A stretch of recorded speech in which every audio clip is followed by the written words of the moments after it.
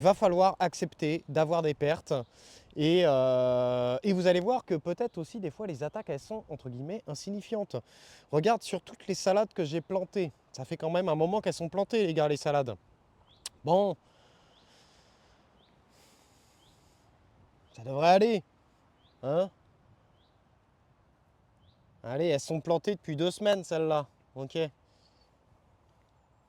Alors vous allez me dire, mais oui, mais c'est parce que tu les as plantées sur un sol à nu.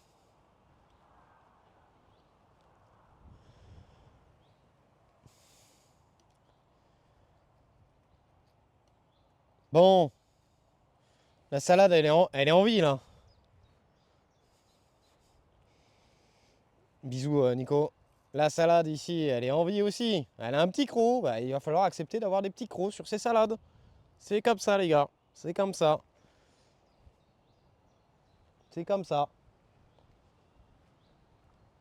Celles-là, elles sont sympas là. Elles ont bien poussé ici là. Celles-là, elles ont bien poussé ici là.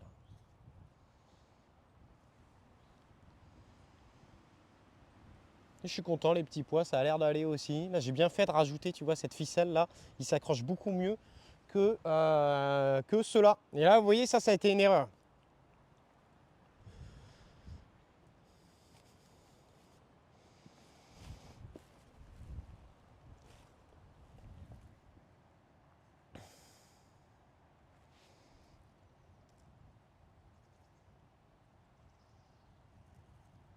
Et peut-être qu'il va falloir attendre de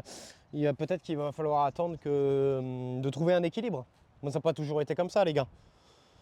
BDP 31, on n'a pas tous les mêmes environnements. Je mets une salade comme ça en terre demain, il n'y a plus rien. Pourtant, chaque année, je fais des chasses à la limace tous les soirs au printemps. Il faut peut-être trouver l'équilibre. Moi, je peux te dire, ça n'a pas toujours été comme ça, effectivement. Les débuts, c'était très, très, très compliqué. Mais après, comme je le dis toujours, favorisez les tas de bois, les tas de cailloux, faites des petites cachettes un peu partout. Et peut-être qu'au bout d'un moment, le jardin, il va trouver son équilibre. Je sais que j'ai des limaces qui sont sur les poireaux. Et après, quand même, hein, souvent par contre, j'ai remarqué que les limaces, elles attaquent quand même les plants qui sont, entre guillemets, faibles et malades. C'est pas à négliger ça quand même, ce truc-là, hein. Je pensais que c'était une légende, mais j'en suis pas si sûr que ça. Elles attaquent vraiment les plants qui sont faibles ou malades. Alors par contre, attends, faut que j'arrive à ouvrir ma porte là. Que je regarde ça, ce qu'il y a à l'intérieur là. Ah oui, c'est ça, je voulais aller voir si les petits pois avaient levé.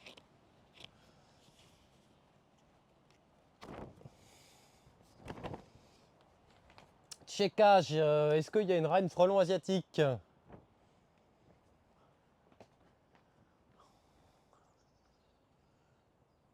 Pas de frelon asiatique. Pas de frelon asiatique, je répète encore une fois. Je pense que ça peut être bien de prendre un clip, les gars. Ça, c'est de la facélie. Ça, c'est de la facélie qui a été semée avant le semis dans la serre semi-enterrée. On est d'accord que les gars, nous sommes début avril. Le semis de facélie se porte très bien. Donc si l'année prochaine, il y en a qui me disent que ça va pas lever, etc., on lui sortira le clip. On n'est même pas le 1er avril. Ok. Le semis d'engrais vert n'a pas parfaitement bien réussi. La facélie n'a pas du tout filé. Autant dans la serre semi-enterrée, le semis a filé un petit peu plus.